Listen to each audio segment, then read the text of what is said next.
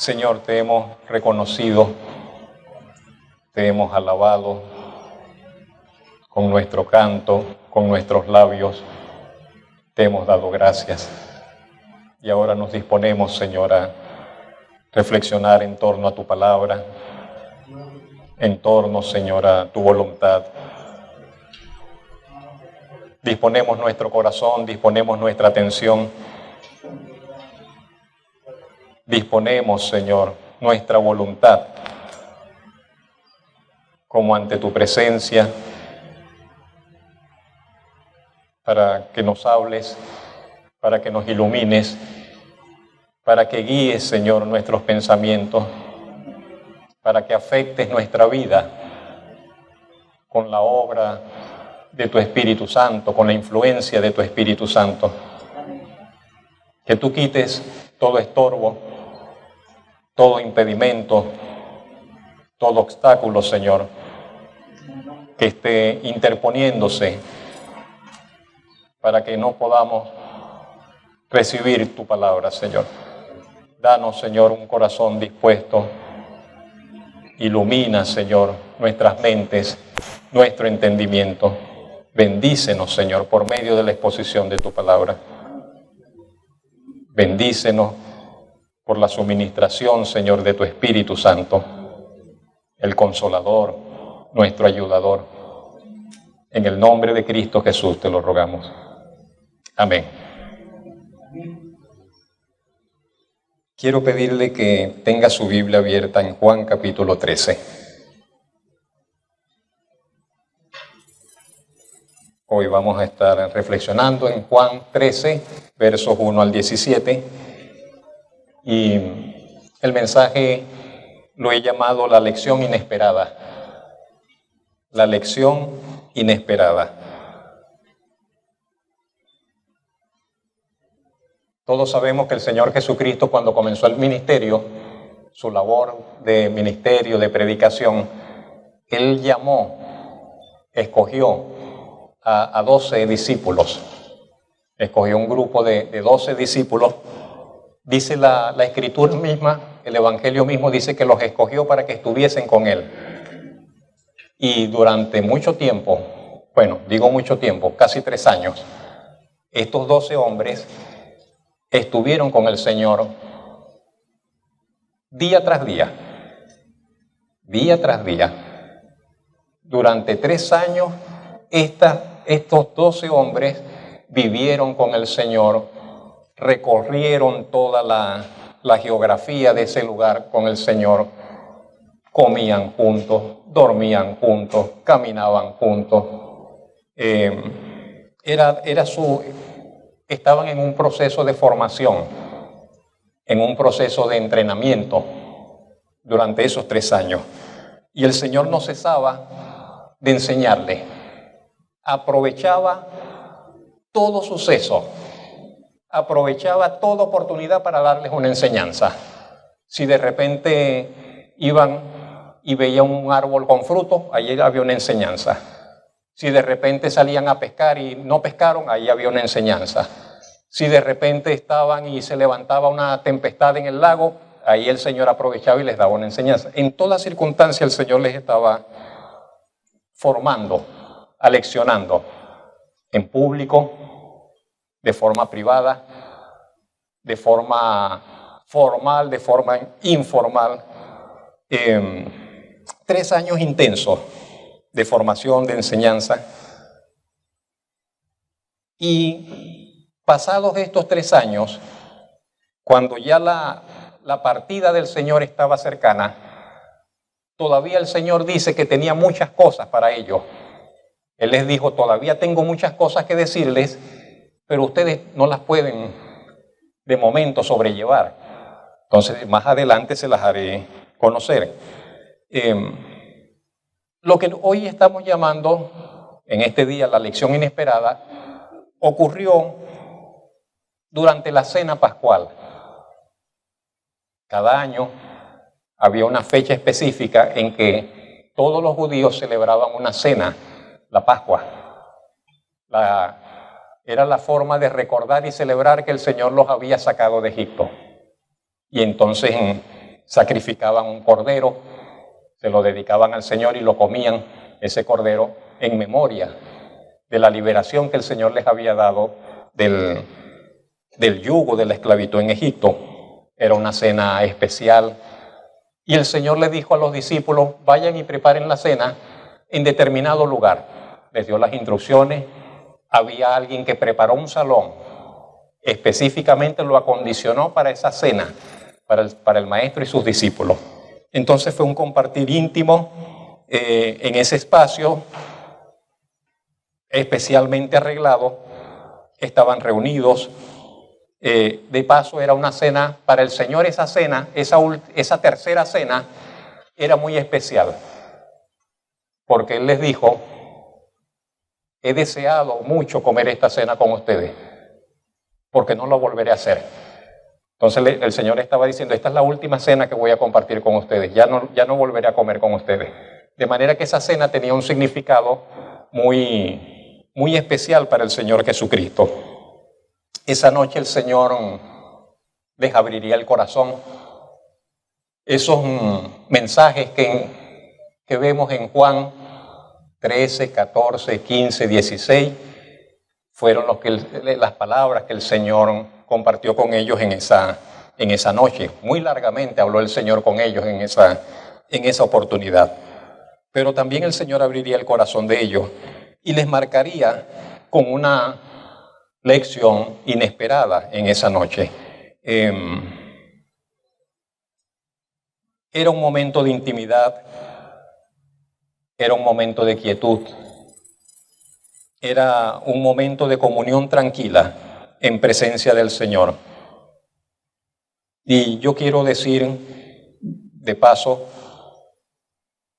que nosotros también necesitamos ese tipo de momentos.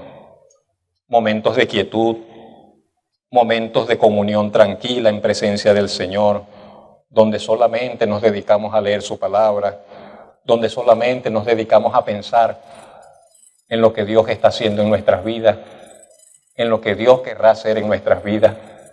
O nos dedicamos a orar tranquilamente, a orar sin apuro de nada. Si pudiésemos sacar esos momentos en nuestra vida, hermano. No todos los días se puede, pero si pudiésemos sacar de cuando en cuando esos momentos de tranquilidad y nos olvidamos de todo y nos dedicamos allí un tiempo a estar en la presencia del Señor.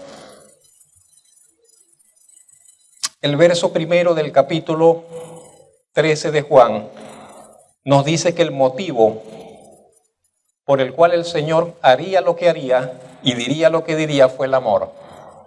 Podemos leer en Juan capítulo 13, verso 1, dice, antes de la fiesta de la Pascua, sabiendo Jesús que su hora había llegado para que pasase de este mundo al Padre, dice, como había amado a los suyos que estaban en el mundo, ¿qué dice? Los amó hasta el fin. Como había amado a los suyos, dice, los amó hasta el fin. ¿Sabe? El amor siempre será el gran mensaje de parte del Señor, de parte de Dios para nosotros. Y el amor será siempre nuestra mayor necesidad. Por otro lado, el amor. Y sabe, también es una de las cosas en las que la mayoría de las personas en cierta manera vivimos como engañados con relación al amor. ¿Por qué digo eso? Porque la mayoría no sabemos amar, porque la mayoría no sabemos reconocer el amor. Tenemos ideas equivocadas acerca del amor. Pensamos que el amor es una emoción, pensamos que el amor es una cosquilla que nos da por dentro, que el amor es Y muchas veces las personas nos aman y no reconocemos, no nos damos cuenta que nos aman. ¿Qué cosa? Pero pasa también con el Señor. Dios nos ama. Dios nos ama profundamente y como nadie. Y a veces pensamos, dudamos, ¿será que Dios me ama? ¿Será que le importo? ¿Será que pareciera que Dios no me ama? Por otro lado, si podemos convencernos, y tenemos que convencernos de que Dios nos ama, de que el Señor Jesucristo nos ama, si nos llegamos a convencer del amor de Dios para con nosotros, tendremos la vida resuelta. Totalmente resuelta. Se nos quitarán todas las preocupaciones, se nos quitarán todos los temores, hallaremos descanso, tendremos esperanza, nos sentiremos acompañados, sabremos, sentiremos que nuestra vida tiene un soporte, que no hay manera de que nuestra vida caiga, porque está soportada con la red del amor del Señor. Si estamos convencidos de eso, tendremos la vida resuelta. Tendremos fuerza para nuestro caminar por la vida. Preguntará a alguien que cómo puede saber que Cristo le ama en particular. Dirá alguien, ¿cómo puedo estar yo seguro de que Dios me ama, de que el Señor me ama? Y le tendré que decir, mire a la cruz. Mire a Jesús en la cruz. Mire al Señor en la cruz. El amor no son palabras, aunque las expresamos, pero el amor no son palabras. Recuerde, el amor son hechos y acciones. El amor no es palabras, el amor son hechos y acciones. Y al mirar lo que el Señor Jesucristo hizo, tenemos que aceptar y no negar que Él nos ama. Y al ver la entrega total y sacrificial del Señor, hay que dejar todas las excusas. ¿Qué excusa podemos decir? Allí está, entregó su vida en la cruz. Se entregó para que hiciesen lo que hicieron con Él. No podemos entonces objetar nada. Hay que reconocer que Él nos ha amado. Ante la innegable evidencia del amor tenemos que dejar la incredulidad y atrevernos a reconocer que hubo uno, con mayúscula, capaz de amar con tan grande y extraordinario amor, Jesucristo. El Señor dijo, con eso cerramos esta introducción, nadie tiene mayor amor que este, que uno ponga su vida por sus amigos. Eso dijo el Señor, nadie tiene mayor amor que este, que uno ponga su vida por sus amigos. Y eso hizo el Señor. No tenía necesidad de hacerlo, nadie lo obligó a hacerlo, no fue llevado en contra de su voluntad. Él dijo, nadie me quita la vida, yo la pongo, de mí mismo la pongo. Y lo hizo porque nos ama, porque nos amó. Veamos el primer punto del mensaje entonces, mis hermanos. Está en los versos 4 y 5. Y es la sorpresiva acción del Maestro. Leo el pasaje. Juan 13:2. Cuando cenaban, como el diablo ya había puesto en el corazón de Judas Iscariote, hijo de Simón, que le entregase, sabiendo que Jesús, que el Padre le había dado todas las cosas en las manos y que había salido de Dios y a Dios iba, dice, se levantó de la cena. Están todos alrededor de la mesa, digámoslo así. Están charlando, están hablando, están comiendo algo. De repente el Señor se levanta. Todos miran. ¿Qué va a hacer? Se quitó el manto, la capa. Agarra una toalla y se la ciñe. Como que si se la amarrara una toalla en la cintura. Agarra un lebrillo, una especie de ponchera, una especie de palangana, le echa agua. Los discípulos están mirando, ¿qué va a hacer? Y de repente el Señor se arrodilla delante de uno de los discípulos. De repente el Señor se arrodilla y ellos dicen, ¿pero qué va a hacer? ¿Qué está haciendo? Y todos callados y se miran unos a otros sorprendidos, los rostros asombrados, los rostros turbados. Miradas van, miradas vienen. ¿Qué está haciendo? ¿Por qué va a hacer eso? Y lo que el Maestro está realizando no es algo que ellos nunca hubiesen visto. Ellos estaban acostumbrados a ver algo parecido. La gente cuando llegaba a una casa, había un siervo, había un esclavo, había un doméstico que se encargaba de lavarle los pies a los visitantes. Y venían del camino, usted sabe, sandalias, calles de tierra, pies polvorientos. Entonces llegaban a la casa, había un empleado, y ese empleado se encargaba de lavarle los pies a la visita. Era algo más o menos corriente, pero esa era una acción propia de los esclavos. Eso era algo que hacían los siervos. Eso no era algo que iba a ser el dueño de la casa. Eso no era algo que iba a ser una persona importante. Eso era algo que hacían las personas de baja condición, vamos a decirlo de esa forma, no sé. De manera que ellos se escandalizaron cuando vieron que el Señor agarró esa toalla, agarró ese lebrillo y se arrodilló y comenzó a lavar los pies de los discípulos. Sorprendido una vez más. El Señor los sorprendía de cada rato. Les sacaba unas cosas el Señor que los dejaba con la boca abierta. Y precisamente en esa noche, entonces los sorprende con eso. Pero eso jamás pasó por el pensamiento de ellos. Y les sorprende el Señor con ese gesto, con esa acción. Y yo le pregunto, ¿cuándo fue la última vez que el Señor le sorprendió? ¿Cuándo fue la última vez que el Señor le sorprendió? Porque sabe que Dios nos sorprende y acostumbra y le gusta y quiere sorprendernos. Y quiere sorprendernos.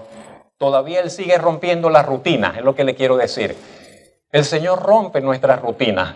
El Señor rompe nuestros planes. El Señor nos saca de lo que nosotros esperamos algo y de repente viene con algo inesperado. Algo diferente, algo que no pensamos, algo que no imaginamos. Así lo hacía con los discípulos constantemente, pero así lo ha seguido haciendo y así lo continúa haciendo hoy. La pregunta para nosotros es, ¿nos estamos dando cuenta? ¿Nos estamos dando cuenta de lo que el Señor hace? ¿Nos estamos dando cuenta de que el Señor está tratando de llamar nuestra atención? ¿Nos estamos dando cuenta de que el Señor está tratando de que cambiemos la mirada y de que miremos hacia otro lugar? No sabemos quién fue el primer discípulo al cual el Señor le lavó los pies. Los lavaba y los enjugaba con la toalla. Eran 12. Y hasta el malvado de Judas fue lavado los pies por el Señor. Pero la Escritura dice que cuando llegó a Pedro siempre fue un discípulo muy particular. Entre los 12, Pedro era especial.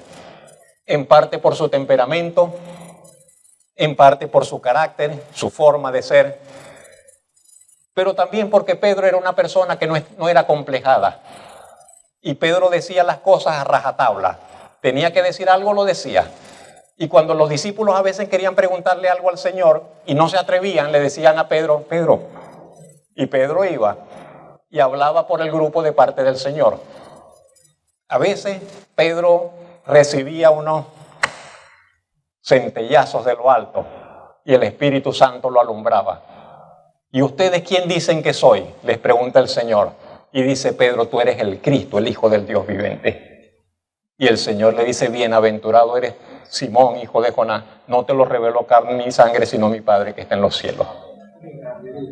Pero a veces Pedro se iba de bruces y el Señor anuncia que tiene que morir, que es necesario, y viene Pedro, maestro, ¿cómo va a ser eso? No, nada de eso te acontezca, ¿cómo es posible que tú quieres morir? ¿Qué tal?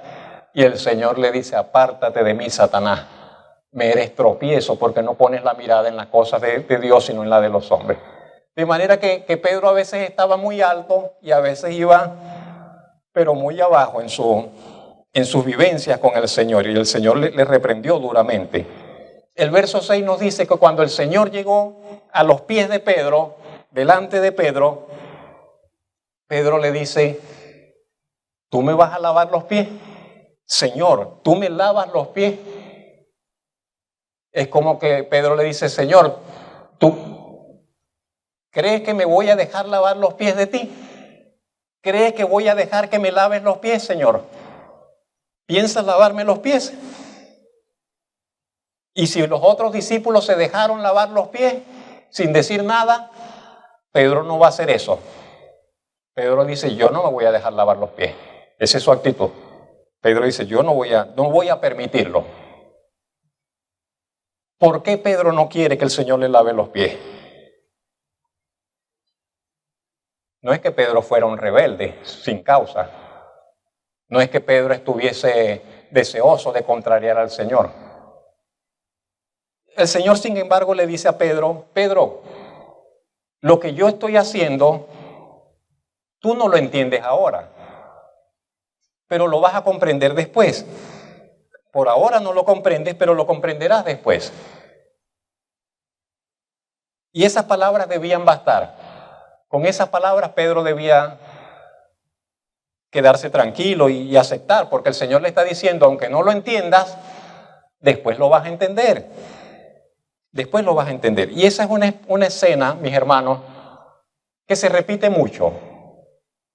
¿Cuántas cosas el Señor no hace en nuestras vidas que nosotros no las entendemos en el momento?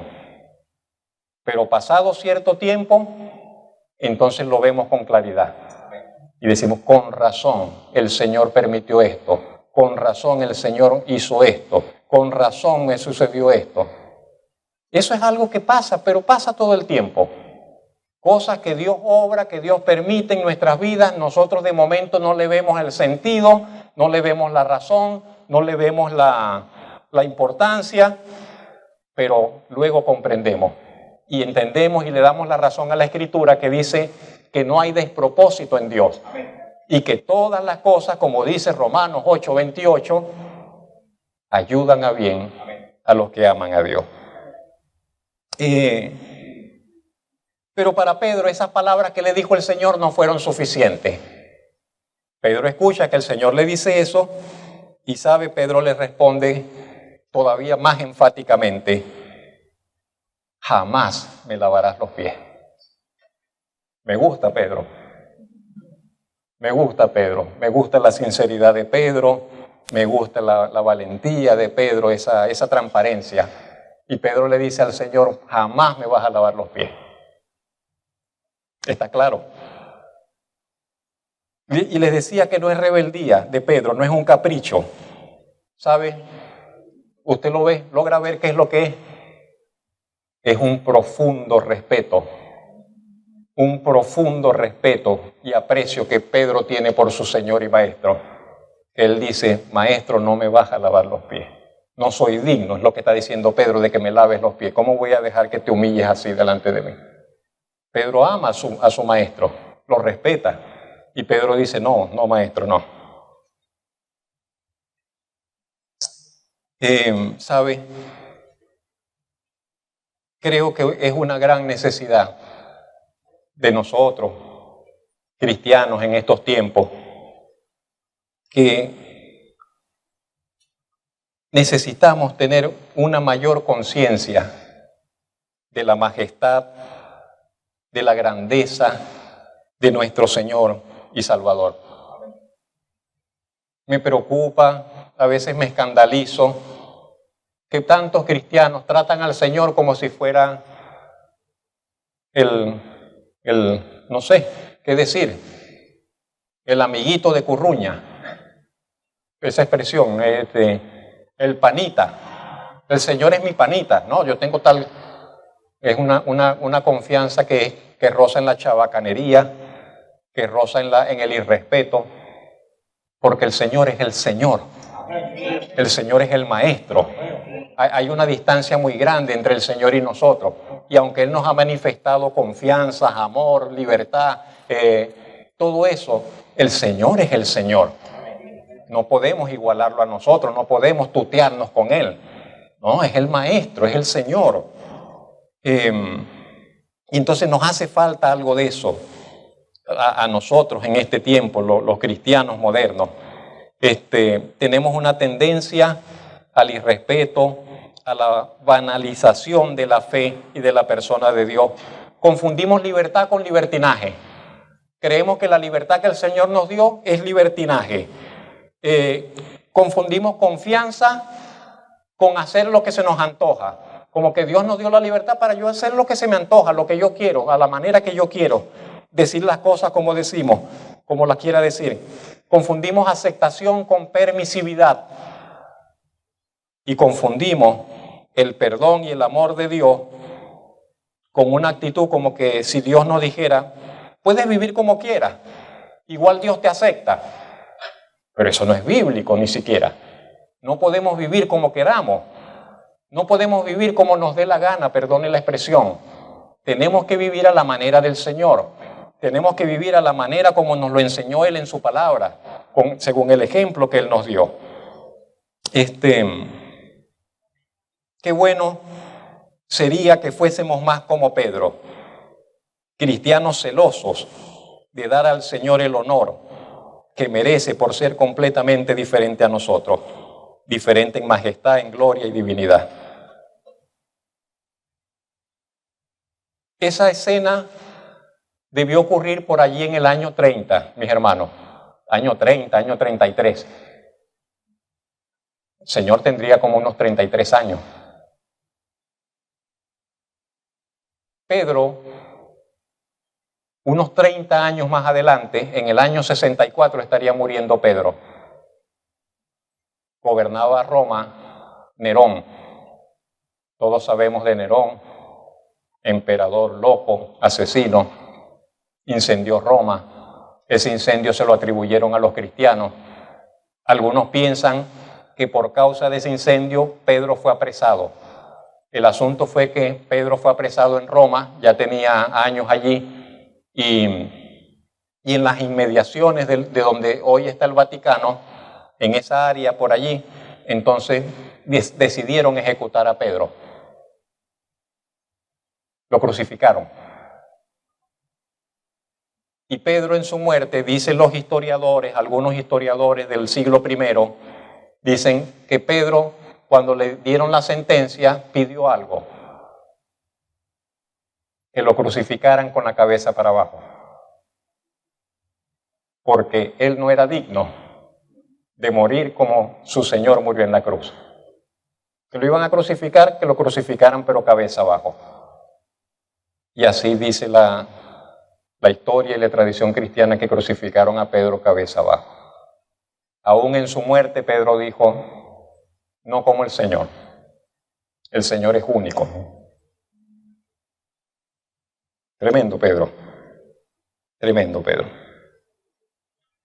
En tercer lugar, el Señor le dice entonces a Pedro, verso número 8, parte segunda del verso 8, le dice el Señor, porque Pedro le dice, no me lavarás los pies jamás. El Señor le dice, Pedro, si no te lavo, no tendrás parte conmigo. Si no te lavo, no tendrás parte conmigo.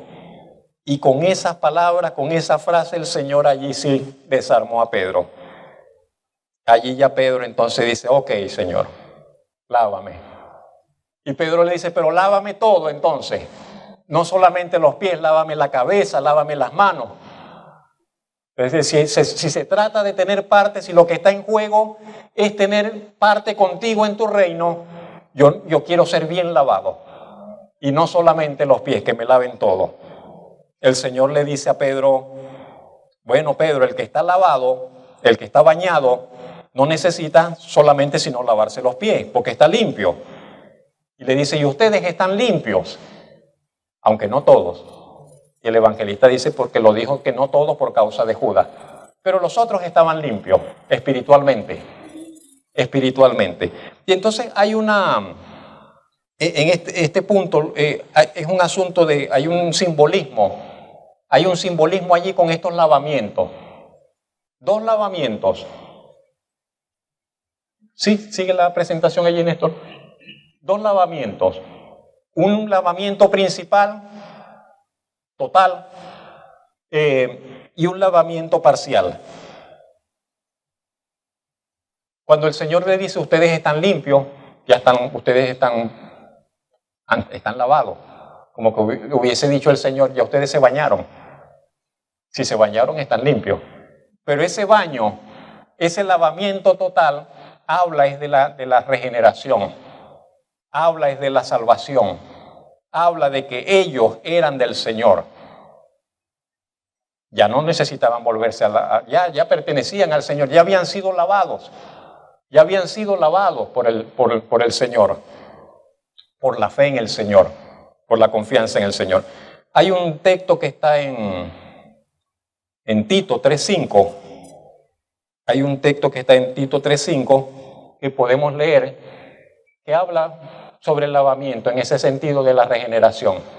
Dice, pero cuando se manifestó la bondad de Dios, nuestro Salvador, y su amor para con los hombres, nos salvó, no por obras de justicia que nosotros hubiéramos hecho, sino por su misericordia. Y dice, por el lavamiento de la regeneración. El lavamiento de la regeneración. Ese lavamiento de la regeneración se produce cuando reconocemos que somos pecadores. Cuando la persona reconoce que necesita el perdón de Dios.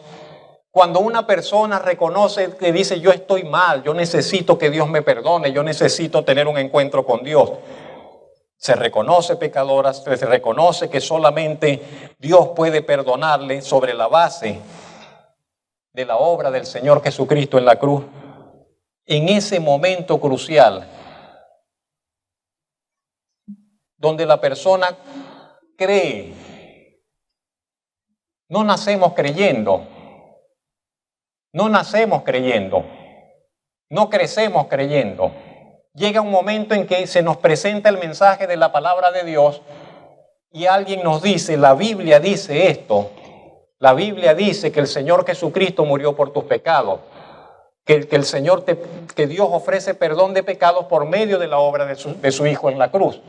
Entonces llega un momento en que la persona al escuchar el mensaje del Evangelio da oído y cree. Y en ese momento que la persona crea la palabra del Evangelio, la Biblia dice, se produce como un lavamiento en ella. Y si antes estaba sucia, llena de pecado, de iniquidades, de maldades, curtido de años de vivir separado de Dios, es lavada la persona.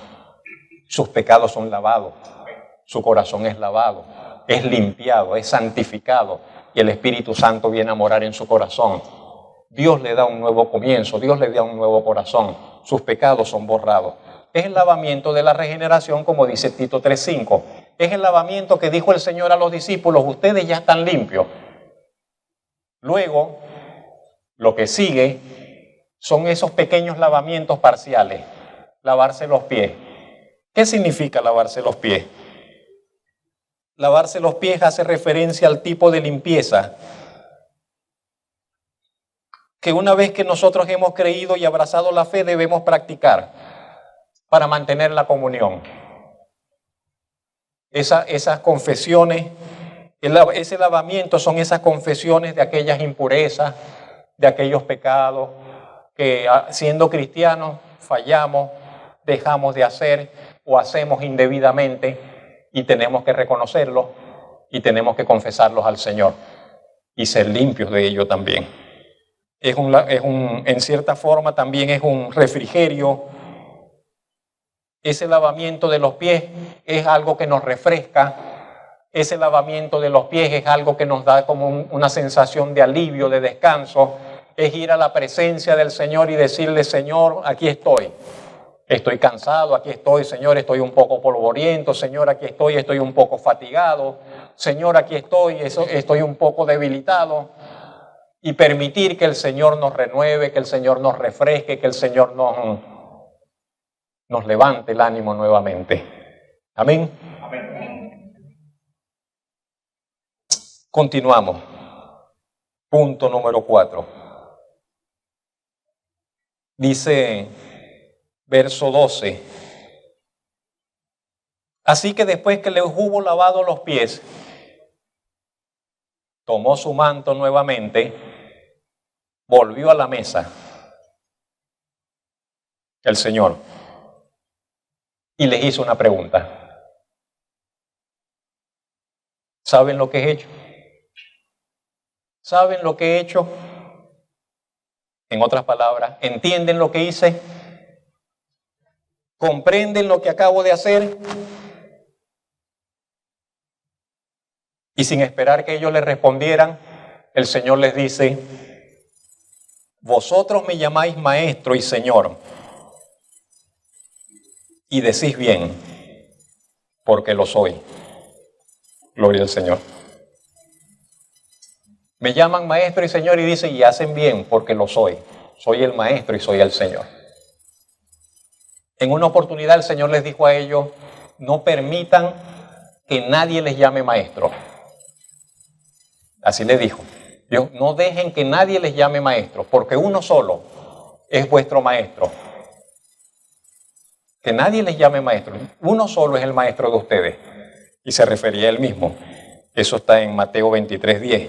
Pero estas expresiones, lo que quiero decirles, estas expresiones de maestro, de Señor y maestro, son más que, no son meras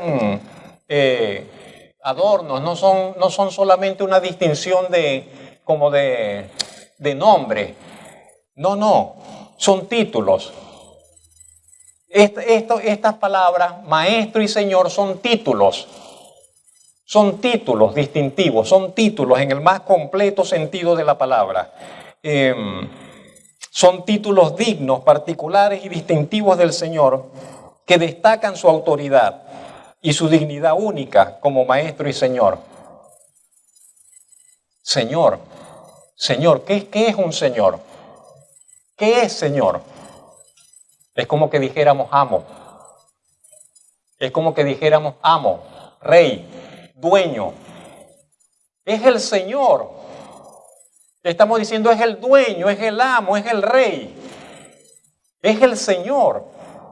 Para nosotros todavía esa expresión a veces es como un poco ajena porque no vivimos en esa cultura de esclavos, de siervos, pero sí, el Señor era el amo, el dueño, el rey, el que hace lo que tiene que hacer y todos están sujetos a Él. Y eso es el Señor Jesucristo. Y Él dice, yo soy el Maestro y yo soy el Señor. Soy el Maestro y Señor. Y es un reconocimiento entonces que le decía, va más allá de la palabra, ¿no? Y esa es hoy también una de nuestras mayores necesidades, que podamos reconocer en verdad la autoridad de nuestro Señor y Maestro. Que podamos reconocer la dignidad. Es una blasfemia colocar a Bolívar, a cualquier hombre, a cualquier supuestamente grande de los hombres al lado del Señor Jesucristo. Es una blasfemia. El Señor no tiene igual. Él es el Señor. Únicamente Él es el Señor. Dios mismo, en el cielo y en la tierra. Aquel del cual dice la Escritura, se ha de doblar toda rodilla delante de Él. En el cielo, en la tierra y debajo de la tierra. Y toda boca, toda lengua ha de confesar que Él es el Señor para gloria de Dios Padre. Entonces necesitamos llegar a ese reconocimiento de la majestad del Señor. Que nuestro corazón se admire de la majestad del Señor. A veces nos asombramos de la grandeza de los hombres. Nos asombramos de la fama de algunas personas. Nos asombramos de la influencia de algunas personas, del poder económico, político de algunas personas. Nos falta que nos asombremos en mayor medida de la dignidad y majestad de nuestro Señor, que gobierna el universo entero con la palabra de su poder. Bendito su nombre. Una admiración, una adoración que debemos tributarla desde nuestro corazón. Un corazón postrado en humilde reconocimiento de su majestad y gloria sin igual. ¿Qué nos toca hacer? Punto número 5 y final. ¿Qué nos toca hacer? Vosotros me llamáis Maestro y Señor y decís bien porque lo soy. Pues si yo, el Señor y Maestro, he lavado vuestros pies, si yo, el Señor y Maestro, he lavado vuestros pies, vosotros también debéis lavaros los pies unos a otros. Porque ejemplo os he dado, para que como yo os he hecho, vosotros también hagáis. Desde el siglo IV se instituyó, pues, en la cristiandad la práctica de lavar los pies. Después se fue perdiendo. Ya creo que solamente lo hacen la Iglesia Católica. No sé si habrá algunas comunidades cristianas que lo hagan, cristianas evangélicas quiero decir. Pero más allá de si debemos tomar de forma literal este hecho de lavarnos los pies los unos a los otros, está presente la esencia del relato, la esencia del mensaje, de la lección del Señor. Si aún quedaban dudas sobre qué se esperaba de ellos como discípulos, con este ejemplo del Señor, con esta lección del Señor, se acababan las dudas. El ejemplo fue muy gráfico, el ejemplo fue muy contundente. Jamás lo olvidarían. Los creyentes, los cristianos, los discípulos del Señor estamos puestos, escúcheme, estamos puestos para servirnos con humildad y sin miramientos los unos a los otros. Eso es fundamental. Estamos puestos para servirnos unos a otros. Esa es la lección del lavamiento de los pies. Hemos sido convocados por el Señor y llamados para que en amor y sin complejos de ninguna naturaleza seamos capaces de honrarnos y lavarnos los pies unos a otros. ¿Qué nos toca hacer? Recordar el ejemplo del Señor y actuar en correspondencia. Cuando estemos en nuestro andar por la vida, cuando estemos en nuestro interactuar con la gente, cuando nos encontremos con la gente en su necesidad, cuando nos encontremos con nuestro vecino en necesidad, cuando nos encontremos con nuestro hermano en necesidad, cuando nos encontremos incluso con aquellos que no son cristianos ni quieren saber nada del cristianismo en su necesidad, nos toca recordar el ejemplo del Señor. Nos toca recordar el ejemplo del Señor. Nos toca imitar la valentía del Señor y su arrojo. Nos toca despojarnos de la capa. Pero es que no puedo servir con esta capa. Bueno, quítese la capa. Despójese de la capa, cíñase la toalla y sirva a su prójimo, a su hermano, a su vecino, a su familia. Verso 16. De cierto os digo, el siervo no es mayor que su señor, ni el enviado es mayor que el que le envió. Y allí estamos nosotros. Allí estamos nosotros encerrados. Nosotros somos ese siervo. Él es el Señor.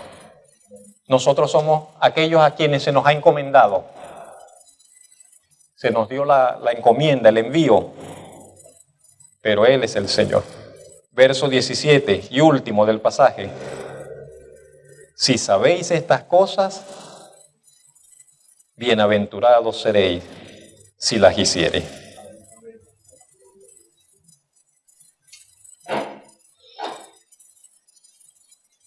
Puede acompañarme en un minuto de oración.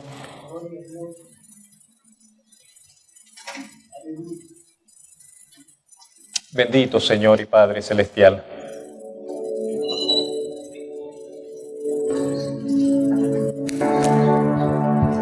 Estamos agradecidos por la vida que nos has dado, Señor. Agradecidos, Señor, por la experiencia de la vida y agradecidos, Señor, por la vida espiritual, por la vida eterna. Agradecidos, Señor, de que la palabra del Evangelio haya llegado a nosotros, Señor. Y que de que en tu misericordia nos hayas dado un corazón que puede escuchar, que puede responder, que puede ser sensible, Señor, ante tu palabra, ante tu verdad. Pero tenemos profunda necesidad, Señor. Tenemos profunda necesidad de ser guiados por ti, Señor, a una vida, Señor, más consagrada, a una vida, Señor, más rendida, Señor, ante ti. Tú que conoces, Señor, nuestro vivir, nuestro corazón, nuestro sentir, nuestros pensamientos. Tú que conoces, Señor, todo sobre cada uno de nosotros. Sabes en qué punto nos encontramos, Señor, y cuánto nos cuesta muchas veces seguir tu ejemplo, el ejemplo de nuestro Señor, el ejemplo de nuestro Salvador.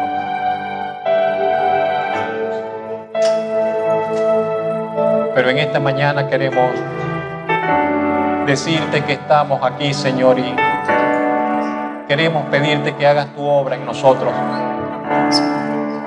Esa que nos lleva a reconocer tu majestad, tu dignidad, tu autoridad sobre nuestras vidas. Esa que nos lleva a admirarnos, Señor, de tu amor, de tus propósitos, de tu obrar. Pero esa también, Señor, que nos permite reconocer, Señor, que hemos de seguir tus pisadas, que hemos de ir, Señor, tras el ejemplo tuyo, que hemos de ir, Señor,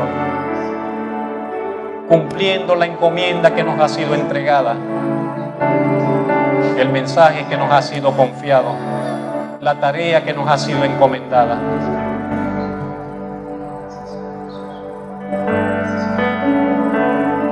Asístenos con tu gracia,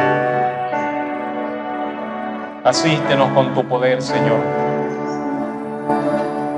Produce en nosotros el querer como el hacer por tu buena voluntad,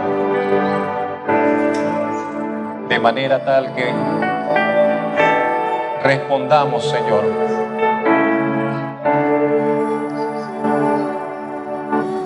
y demos el paso que tú esperas, Señor, que demos. Un nuevo paso de consagración, un nuevo paso de compromiso, un nuevo paso de entrega, Señor, de una mayor entrega, un paso hacia una fidelidad renovada, un paso, Señor, hacia la verdadera libertad cristiana, Señor. Esa que obra en fe y amor, esa que obra en servicio y en entrega, esa que obra en misericordia y en una vida, Señor, que te agrada y que te honra. Delante de tu presencia estamos, bendito Padre Celestial, y más allá de lo que pedimos o entendemos, te rogamos, bendito Señor, que obre, que cumplas tu propósito en nosotros, en cada uno de nosotros, Señor. Delante de tu presencia, oh bendito Dios, te lo rogamos, te lo suplicamos y te damos gracias en Cristo Jesús. Amén y amén. Ese mundo que se iguale a